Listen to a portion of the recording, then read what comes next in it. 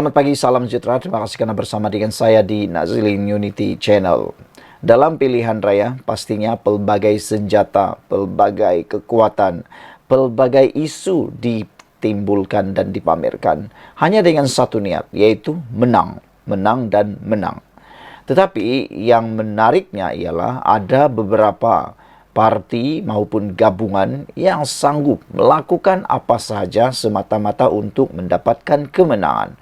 Mereka atau tidak memperdulikan apakah kaedah, apakah cara itu akan menimbulkan kesan jangka panjang atau tidak, tetapi tetap dilakukan demi untuk mendapatkan kemenangan. Ini semua didedahkan oleh Datuk Seri Anwar Ibrahim pada kali ini, pagi ini.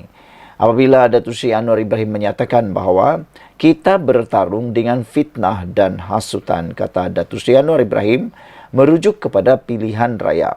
Saudara-saudara sekalian, Perdana Menteri Datuk Seri Anwar Ibrahim menyifatkan suasana pilihan raya ketika ini adalah lebih rumit berbanding kebiasaan kerana berlakunya perbuatan menyebarkan kebencian dan prasangka yang berterusan. Pengerusi Pakatan Harapan PH itu berkata, keadaan tersebut menyebabkan Kerajaan Perpaduan terpaksa bertarung dengan ancaman fitnah dan asakan polemik yang boleh mengganggu-gugat hak serta keselamatan orang Melayu. Kita kini bertarung dengan fitnah, kata Datuk Seri Anwar Ibrahim. Pertarungan ini lebih rumit kerana ada hasutan serta mencungkil naluri batin dan bukannya berdasarkan pertimbangan rasional, kata beliau semasa berucap pada sesi perjumpaan bersama jentera pilihan raya Kerajaan Perpaduan di Iskandar Puteri hari ini. Hadir sama Timbalan Perdana Menteri Datuk Seri Ahmad Zahid Hamidi, merangkap pengerusi Barisan Nasional BN, Menteri Besar Johor Datuk On Hafiz Ghazi dan pemimpin tertinggi PHBN Johor serta jentera pilihan raya Kerajaan Perpaduan. Anwar berkata, dalam tempoh 8 bulan mentadbir negara, Kerajaan Perpaduan berjaya mengangkat martabat Malaysia dan menangani pelbagai isu termasuk kemiskinan, tata kelola serta memulihkan kembali ekonomi negara. Beliau juga berkata, gabungan atau gandingan PHBN dalam Kerajaan Perpaduan menjadi satu-satunya gabungan yang mampu menyelamatkan Malaysia. Anwar berkata, aspek progresif yang didukung PH digabungkan dengan pengalaman BN dalam mentadbir negara adalah jauh lebih baik jika dibandingkan dengan tempo pemerintahan Perikatan Nasional PN sebelum ini. Dengan pengalaman rekan-rekan BN dan aspek progresif PH, bagi saya gabungan ini adalah satu-satunya wadah dan wahana untuk selamatkan Malaysia ketika ini, kata Anwar Ibrahim pada majlis yang dihadiri lebih 500 jentera parti dalam Kerajaan Perpaduan sempena pilihan raya kecil PRK Pulai dan Dewan Undangan Negeri Simpang Jeram. Pilihan raya itu diadakan susulan kematian penyandangnya Datuk Seri Salahuddin Ayub yang juga Menteri Perdagangan Dalam Negeri dan Kos Sara Hidup pada 23 Julai lepas. Suruhanjaya Pilihan Raya menetapkan hari ini sebagai hari penamaan calon dan 9 September depan sebagai pengundian bagi kedua-dua kerusi. Sekian dulu untuk kali ini. Jangan lupa tinggalkan komen anda untuk isu dan tajuk panas pada pagi ini. Kita bertarung dengan fitnah dan hasutan, kata Datuk Seri Anwar Ibrahim. Apa pendapat anda sekalian? Tekan butang subscribe, itu percuma. Kita jumpa lagi. Bye-bye. Selamat pagi, salam sejahtera. Terima kasih kerana bersama dengan saya di Nazilin Unity Channel. Ini satu pengakuan daripada Datuk Seri Anwar Ibrahim, Perdana Menteri kita yang kita kasihi, dan ianya pasti mengejutkan dan pembongkaran yang luar biasa yang saya fikir anda akan kongsikan dan anda akan berikan kepada rakan-rakan anda. Tapi sebelum itu, bantu dulu saya untuk mengembangkan channel ini. Tekan butang subscribe, itu percuma. Saudara-saudara sekalian, sukar untuk menyelamatkan Malaysia kerana pembangkang ekstremis main isu agama. Kaum tarik sokongan, kata Datuk Seri Anwar Ibrahim. Sebelum kita teruskan, sila rujuk berita ini di BH Online.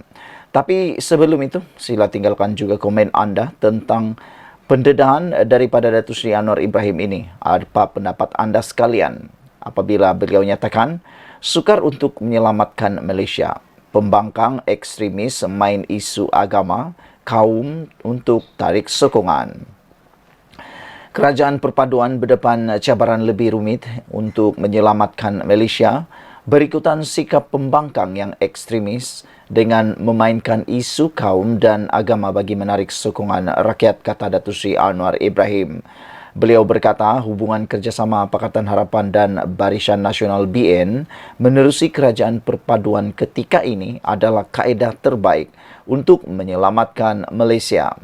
Bagaimanapun, menurut Datuk Seri Anwar Ibrahim, kaedah yang digunakan pembangkang di negara ini tidak ubah seperti gerakan fasisme yang banyak berlaku dalam suasana politik negara barat seperti Amerika Syarikat. Walaupun tidak sama sepenuhnya, namun kerajaan berdepan cabaran dan asakan berlandaskan fitnah dan kecaman. Jadi pertarungan ini lebih rumit daripada biasa kerana hasutan mereka membangkitkan emosi, sikap prasangka serta kebencian dan bukannya menggunakan pertimbangan rasional. Perkara ini bukan asing di dunia, khususnya di benua Eropah. Kebangkitan neo-Nazi dan fasisme yang menyebabkan segerombolan kalangan muda membenci kaum minoriti, orang asing dan agama lain. Jadi jawapannya adalah kita perlu menggunakan landasan kebijaksanaan dan pertimbangan waras bagi memahami semangat Malaysia Tulen. Justru dalam aspek progresif Pakatan Harapan PH dan pengalaman pentadbiran Barisan Nasional BN, gabungan ini adalah wadah terbaik untuk menyelamatkan Malaysia sekarang, kata Datuk Seri Anwar Ibrahim. Hadir sama Timbalan Perdana Menteri Datuk Seri Ahmad Zahid Hamidi dan Menteri Besar Datuk On Hafiz Ghazi.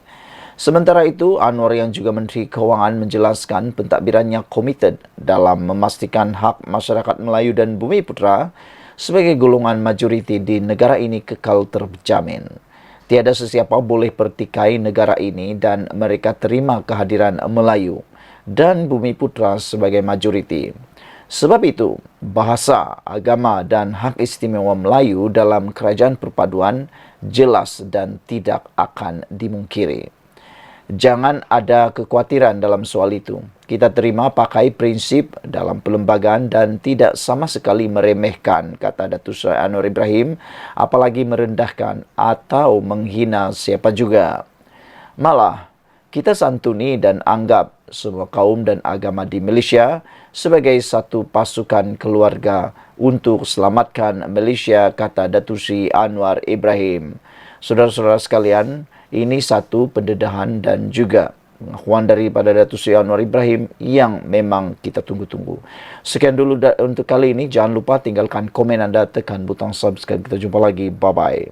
Selamat malam, salam sejahtera. Terima kasih kerana bersama dengan saya di Nazilin Unity Channel.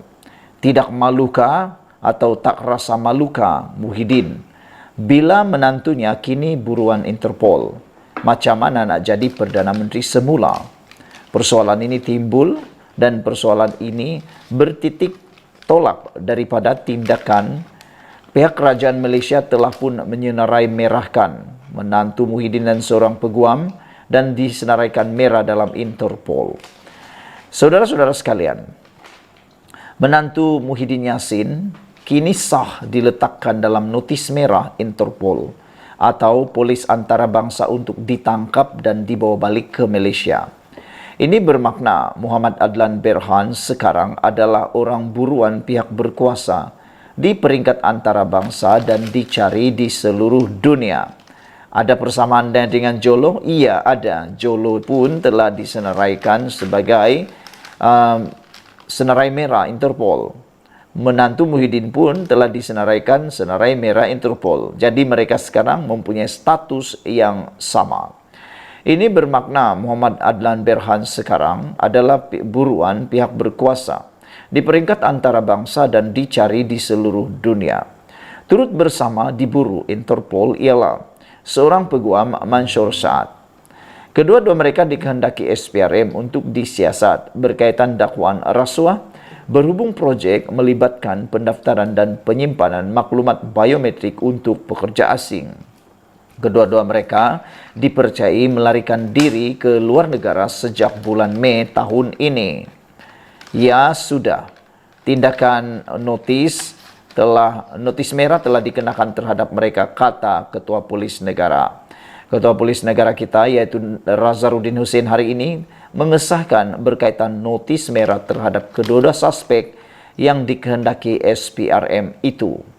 Muhammad Adlan sebelum ini melalui peguamnya mengeluarkan kenyataan yang mendakwa dia menjadi sasaran secara tidak sah oleh SPRM yang menyebabkannya menderita dan berada di ambang kehancuran dari segi keuangan. Dia juga mendakwa akaun bank baik pribadi maupun yang dikaitkan dengan syarikatnya telah dibekukan tanpa notis. Bagi Mansur pula, dia mendakwa bahwa dia menjadi mangsa penganiayaan politik. Dengan disenaraikan dalam senarai merah Interpol ini, tidak rasa malukah Muhyiddin dengan apa yang sedang berlaku dan diperbualkan ramai. Di mata umum, gambaran yang terpampang dan sedang diperkatakan ramai ialah menantu seorang bekas Perdana Menteri sedang diburu dan kini diletakkan dalam notis merah Interpol. Berikutan enggan menyerah diri. Di mana rasa tanggung jawab Muhyiddin sebagai pemimpin dan bekas Perdana Menteri? Jika tidak boleh meminta menantunya untuk menyerah diri, beliau tentunya boleh meminta anak perempuannya yaitu isteri Muhammad Adlan untuk memujuk suaminya agar segera kembali dan menyerah diri kepada SPRM. Lagipun, berapa lama mau melarikan diri dan bersembunyi? Kenapa Muhyiddin tidak melakukannya? Terpenting sekali, macam mana nak jadi Perdana Menteri semula? Jika perkara penting seperti ini pun, yaitu memastikan menantu sendiri patuh kepada undang-undang pun gagal dilakukan. Saudara-saudara sekalian, sebelum kita berpisah, sila tinggalkan komen Anda, tekan butang subscribe, itu percuma, Anda tak perlu bayar apa-apa. Kita jumpa lagi, Malaysia kita punya, kita juga sama-sama cintai Malaysiaku. Bye-bye. Selamat malam, salam sejahtera. Terima kasih karena bersama dengan saya di Nazilin Unity Channel. Ini isu paling hangat, paling hot pada malam ini. Dipetik dari Malaysia kini, akhirnya menantu Muhyiddin dan peguam dikenakan notis merah Interpol. Menantu Muhyiddin Yassin dan seorang peguam telah diletakkan dalam senarai notis merah Polis Antarabangsa Interpol kerana dikehendaki SPRM. Menurut utusan Malaysia, perkara itu disahkan oleh Ketua Polis Negara Nazarudin Hussein. Ya sudah, kata beliau, tindakan notis merah dikenakan terhadap mereka, katanya kepada akhbar harian itu. Dua individu itu ialah Muhammad Adlan Berhan yang berkahwin dengan anak Muhyiddin Nabilah dan Mansur Saad, seorang peguam dan tokoh penting dalam NIRS Sendirian Berhad. SPRM mendakwa mereka dikehendaki berhubung projek yang melibatkan pendaftaran dan penyimpanan maklumat biometrik untuk pekerja asing. Kedua-duanya melarikan diri dari negara pada bulan Mei. Utusan Malaysia memetik sumber tanpa nama yang mendakwa Muhammad Adlan meninggalkan negara ini melalui sempadan Johor Bahru. Dia dipercayai berlepas ke negara ketiga, kata sumber itu. Muhammad Adlan melalui peguamnya mengeluarkan kenyataan yang mendakwa dia menjadi sasaran secara tidak sah dan menyebabkannya menderita dan berada di ambang kehancuran dari segi keuangan. Dia juga mendakwa bahawa akaun bank baik peribadi maupun yang dikaitkan dengan syarikatnya telah dibekukan tanpa notis. Bagi Mansur, dia mendakwa bahawa dia menjadi mangsa penganiayaan politik. Pada 2011, NIRS Sendirian Berhad telah dianugerahkan kontrak 12 tahun untuk memantau kemasukan warga asing ke Malaysia serta mengeluarkan pas pekerja atau pas lawatan pekerjaan sementara PLKS. Saudara-saudara sekalian, isu ini sedang hangat diperkatakan di seluruh Malaysia. Ada yang berkata bahawa di manakah lokasi menantu Muhyiddin ini, dan ada yang menuntut supaya Muhyiddin Yassin mendedahkan perkara tersebut. Kerana kata mereka, kalau Muhyiddin Yassin nak menjadi Perdana Menteri lagi nanti, bagaimana, adakah beliau dapat menentukan kedudukan menantu beliau nanti ini? Selain daripada itu, ada juga yang mengatakan bahawa balik sajalah menantu Muhyiddin, kalau benar tidak bersalah, kenapa takut, kata mereka. Kalau benar dia tidak melakukan kesalahan, dia tidak akan melarikan diri, kata netizen lagi. Dengan pepatah, berani kerana benar, takut kerana salah. Jadi, di mana kedudukan menantu Muhyiddin sekarang ini? Sekian dulu untuk kali ini. Jangan lupa tinggalkan komen Anda. Tekan butang subscribe, itu percuma. Kita jumpa lagi. Bye-bye. Selamat datang, salam sejahtera. Terima kasih karena bersama dengan saya di Nazilin Unity Channel. Ini satu keputusan mahkamah yang pastinya akan menggemparkan Perikatan Nasional, khususnya kepada Sanusi Maknur. Baru-baru ini Sanusi Maknur telah pun disaman oleh Vincent Tan dengan Berjaya Land dengan jumlah saman yang memang sangat luar biasa besar, yaitu sebanyak 200 juta. Jika dipikirkan dari mana hendak mendapatkan RM 200 juta itu bukan satu jumlah yang kecil. Bagi pendapat saya, jumlah itu kalau beliau bukan orang yang terlalu kaya, itu hampir mustahil untuk dibayar. Namun, hari ini keputusan mahkamah lebih menyengat dan lebih parah, mungkin lebih sadis untuk Sanusi Maknur. Mahkamah mengumumkan lanjutan sekatan sementara Vincent Tan pada Sanusi. Itu keputusan yang telah diumumkan di mahkamah pada hari ini. Dipetik daripada Malaysia Kini, Mahkamah Tinggi Shah Alam membenarkan permohonan ahli perniagaan Vincent Tan untuk injuksi ad interim terhadap Menteri Besar Kedah Muhammad Sanusi Maknur. Mahkamah Sivil membuat keputusan pagi ini apabila ia menangguhkan perbicaraan yang dijadwalkan hari ini. Permohonan injuksi antara pihak ahli perniagaan, planatif dan defendant hadir pada 25 Oktober. Sebelum ini pada 17 Ogos, mahkamah membenarkan perintah larangan ex parte Vincent Tan.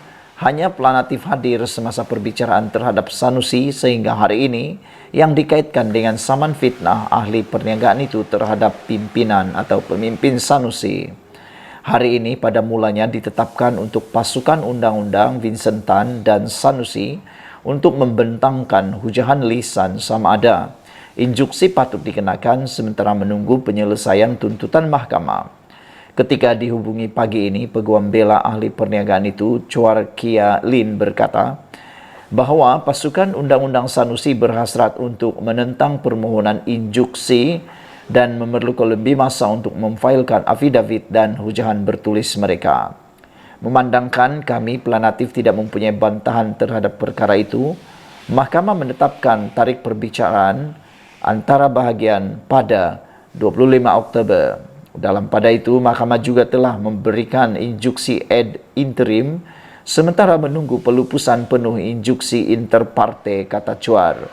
Semakan pada senarai kuasa dalam talian Badan Kehakiman menunjukkan bahawa perkara itu ditetapkan untuk penderangan injuksi inter partes pada 25 Oktober di hadapan Pesuruhjaya Kehakiman Chong Yu Choi. Malaysia Kini sedang menunggu jawapan daripada Peguam Sanusi berhubung perkara itu. Sebelum ini, Peguam Tan mengeluarkan surat tuntutan maaf pemimpin Perikatan Nasional itu dan pampasan 200 juta ringgit. Ini membabitkan dakwaan Sanusi mengenai ketidakwajaran antara Tan dan Menteri Besar Selangor Amiruddin Syari berhubung projek pembersihan Sungai Kelang. Selepas Menteri Besar Kedah itu didakwa enggan mematuhi surat undang-undang Tan, pengasas kumpulan Berjaya itu memfailkan saman fitnah itu pada 8 Ogos. Red saman itu adalah atas ucapan Sanusi semasa kempen pilihan raya negeri Kedah di dataran Darul Aman Jitra pada 2 Ogos yang menyaksikan kehadiran ratusan orang. Menurut pernyataan tuntutan, Tan dan Berjaya Land Berhad, masing-masing planatif pertama dan kedua, menolak dakwaan itu dengan alasan Sanusi enggan mematuhi surat undang-undang mereka melalui surat peguamnya sebagai jawapan bertarikh 8 Ogos. Planatif mendakwa bahawa bukan sahaja dakwaan itu tidak berasas dan tidak benar, tetapi juga diucapkan dan disebarkan dengan niat jahat untuk matlamat politik. Tan dan syarikat itu mendakwa Sanusi tidak mengambil langkah munasabah untuk mengesahkan kebenaran dakwaan itu sebelum melafazkannya semasa ucapan. Mendakwa defendant mahu mendapatkan publicity murahan dan sensasi untuk keuntungan pribadi atau pilihan raya. Planatif mendakwa bahawa kenyataan Sanusi menggambarkan mereka sebagai korup dan kroni Amiruddin telah menyebabkan Kerajaan Negeri Selangor menanggung kerugian RM180 juta daripada tanah yang dikatakan diberikan secara percuma dan menipu rakyat Selangor antara lain. Selain pelbagai ganti rugi, Tan dan Berjaya memohon injuksi untuk menghalang Sanusi daripada terus mengulangi kenyataan yang didakwa berunsur fitnah itu. Planatif juga menuntut faedah 5% ke atas sebarang jumlah penghakiman yang diberikan, kos dan atau apa-apa relief yang lain difikirkan sesuai oleh mahkamah. Sekian dulu untuk kali ini. Jangan lupa tinggalkan komen anda, tekan butang subscribe, itu percuma. Kita jumpa lagi. Bye-bye. Selamat malam, salam sejahtera. Terima kasih kerana bersama dengan saya di Nazilin Unity Channel. Ini satu lagi kemenangan besar buat rakyat Malaysia yang telah diumumkan oleh Perdana Menteri Anwar Ibrahim. Adakah dengan ini Datuk Seri Anwar Ibrahim akan lebih mendapat kepercayaan daripada rakyat? Hari ini Anwar Ibrahim telah mengumumkan dana tambahan RM30 juta untuk menaik taraf laluan Gerik-Jeli. Perdana Menteri Datuk Seri Anwar Ibrahim hari ini mengumumkan peruntukan tambahan sebanyak 30 juta ringgit bagi menaik taraf Jalan Raya Timur Barat yang menghubungkan Gerik dan Jeli.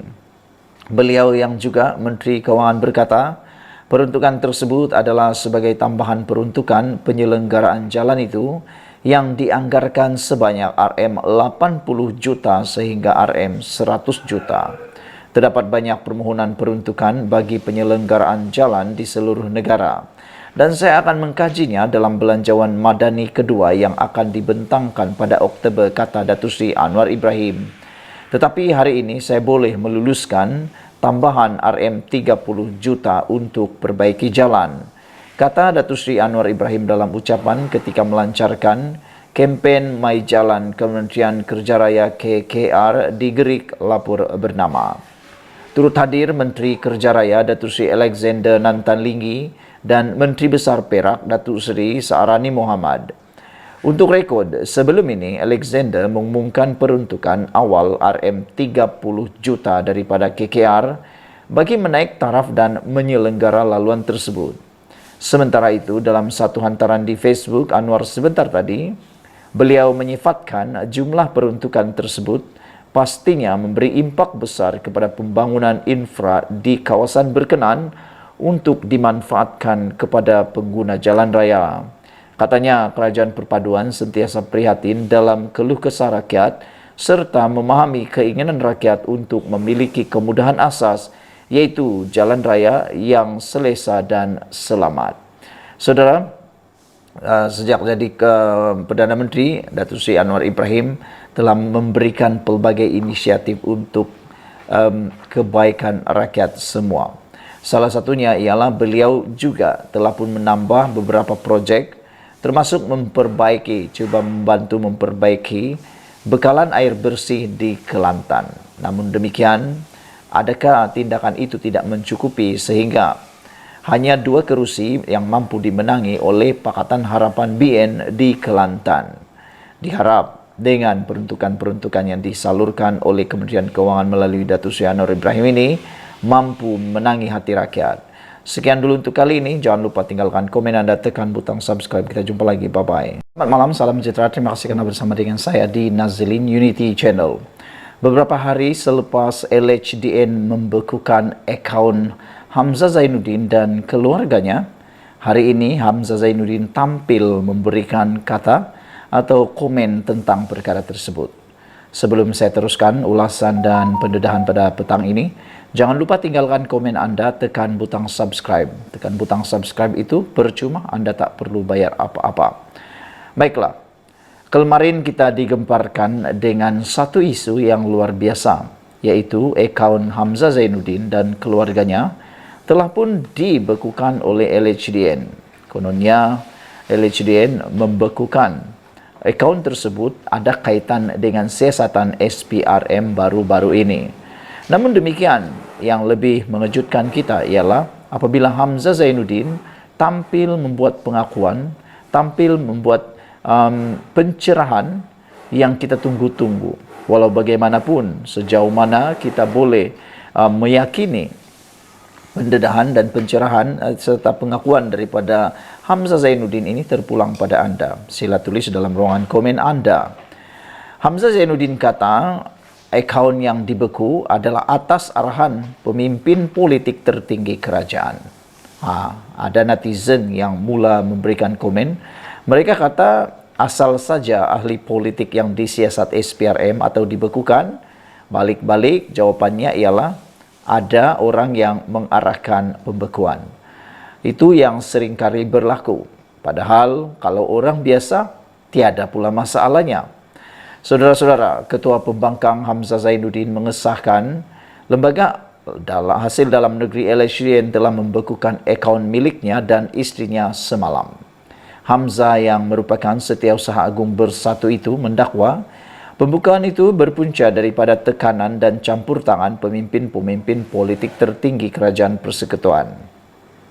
Pembekuan ini yang kemudiannya disebarkan kepada media merupakan usaha terdesak kerajaan pimpinan Anwar Ibrahim untuk terus menekan pimpinan PN yang semakin mendapat kepercayaan rakyat, kata Hamzah Zainuddin lagi. Ia juga satu taktik kotor yang berterusan bagi mencipta persepsi buruk terhadap Perikatan Nasional, terutama selepas sokongan majoriti rakyat beralih kepada PN yang memenangi 146 daripada 245 kerusi DUN baru-baru ini, katanya dalam kenyataan hari ini. Semalam, pembekuan itu dilaporkan berkaitan dengan siasatan SPRM yang sedang dijalankan terhadapnya. Hamzah berkata pendakwaan politik terhadapnya serupa seperti kes melibatkan pengerusi Perikatan Nasional Muhyiddin Yassin yang kini berdepan 4 pertuduhan salah guna kuasa berkaitan projek Jana Wibawa ketika dia menjadi Perdana Menteri. Pada 15 Ogos lalu, Mahkamah Tinggi melepas dan membebaskan Muhyiddin daripada 4 pertuduhan itu. Namun, 3 pertuduhan di bawah Seksyen 4 dalam kurungan 1 Akta Pencegahan Pengubahan Wang Haram, Pencegahan Pembiayaan Keganasan dan Hasil daripada Aktiviti Haram 2001 terhadap Muhyiddin Yassin masih lagi kekal. Hamzah Zainuddin juga berkata dia pasti ada banyak lagi tindakan politik akan diambil terhadapnya dan pemimpin PN lain dalam masa terdekat. Kezaliman kerajaan PHBN ini tidak akan menghentikan perjuangan saya, kata Hamzah Zainuddin lagi. Sementara itu, Hamzah Zainuddin berkata dia telah menyerahkan surat tuntutan kepada kerajaan SPRM dan Ketua Pesuruhjaya SPRM Azam Baki. Peguam saya sedang menyediakan kertas-kertas tindakan untuk tujuan memulakan tindakan mahkamah terhadap SPRM, Ketua Pesuruhjaya SPRM dan kerajaan kerana mengheret nama saya dalam kes pendakwaan yang tiada kena mengena dengan saya, kata beliau lagi. Sekian dulu untuk kali ini. Ikuti terus ulasan selepas ini. Jangan lupa tinggalkan komen anda, tekan butang subscribe. Kita jumpa lagi. Bye-bye. Selamat petang, salam sejahtera. Terima kasih kerana bersama dengan saya di Nazilin Unity Channel. Isu hangat petang ini datang daripada Harapan Daily. Perikatan Nasional Kerajaan gagal berkuasa pun sebab peralatkan nama Islam. Itu kata pengarah komunikasi Amanah Nasional Khalid Samad. Apabila beliau kata Perikatan Nasional PN telah gagal mentadbir kerajaan negeri dan kerajaan persekutuan ketika berkuasa selama 33 bulan, namun ia berjaya ditutup dengan memperalatkan nama Islam. Sebelum kita teruskan ulasan pada petang ini, jangan lupa tinggalkan komen anda dan bantulah saya. Tekan butang subscribe, itu percuma. Anda tak perlu bayar apa-apa. Dengan menekan butang subscribe, anda mendapat ulasan terkini percuma daripada channel ini dan juga daripada rakan-rakan penganalisis politik yang lain, pemerhati politik yang lain, dan anda dapat mengembangkan channel ini. Terima kasih atas bantuan anda semua.